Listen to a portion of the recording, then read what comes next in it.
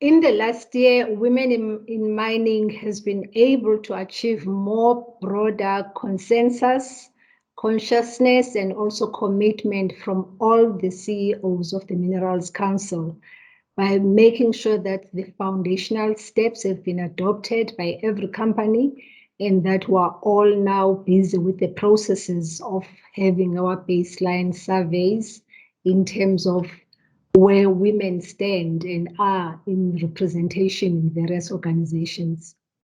So with innovation and technology, we see more possibilities and opportunities for women in mining than ever before, because then it means that we can be able to retain more women into the industry, but also attract the younger women who graduate in various schools of mining across the country.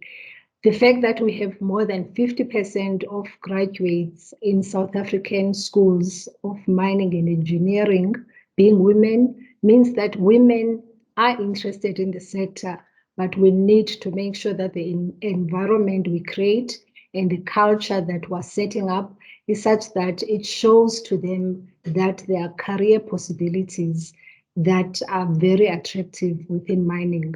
And having women CEOs like Natasha Viljoen, as well as CEO designate like Nomba Satsengwa, are good role models for women to know that you can basically be able to get anywhere within this industry.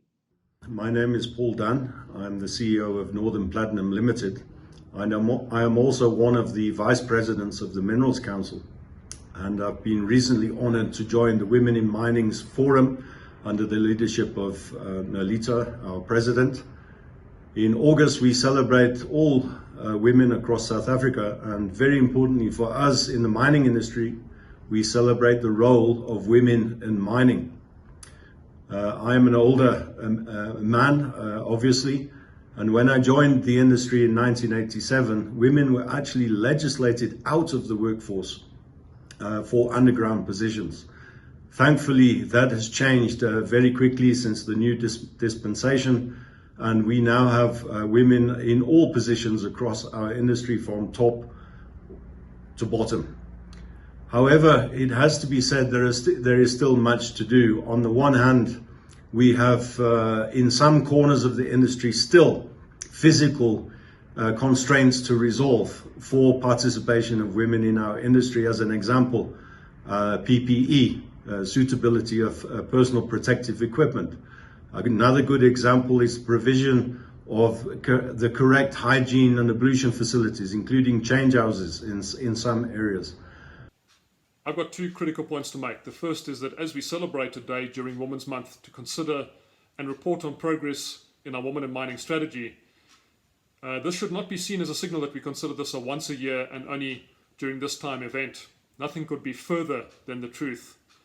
Our Women in Mining strategy and approach is something that has been inculcated into the strategy of the industry and the business of the Minerals Council, and in our view is a strategic business imperative. It's no accident that every single meeting arranged by the Minerals Council starts with a diversity and inclusion share. And advancing the role of women in the mining sector is something that we consider every day, and we use the opportunity of Women's Month and our self-declared National Day to re-emphasize our goals and report on our achievements. The second point is that at a global level, the brunt of many of the pandemic exacerbated difficulties being experienced worldwide are borne by women, and it's no different in South Africa. It's critical that we do not use the pandemic as an excuse for not meeting commitments or achieving targets. If anything, it should spur us to intensify our work and to make the industry more representative and accessible. The progress made by the Women in Mining Leadership Forum, supported by the task team, in my view, is exemplary and is evidence of how the collaborative nature of the Minerals Council is channeled to push for real change and real progress. As a demonstration of the importance placed on this by the Minerals Council is the fact that the Women in Mining Leadership Forum is chaired by the President of the Minerals Council, Nolita Fakodi, and she is assisted by another leading CEO and Minerals Council Vice President, Paul Dunn. As an industry and as the Minerals Council, we commit to maintaining and doing what we can to accelerating the progress we make. Now more than ever, we need to put objectives into practice. It's no longer about theory, it's about implementation.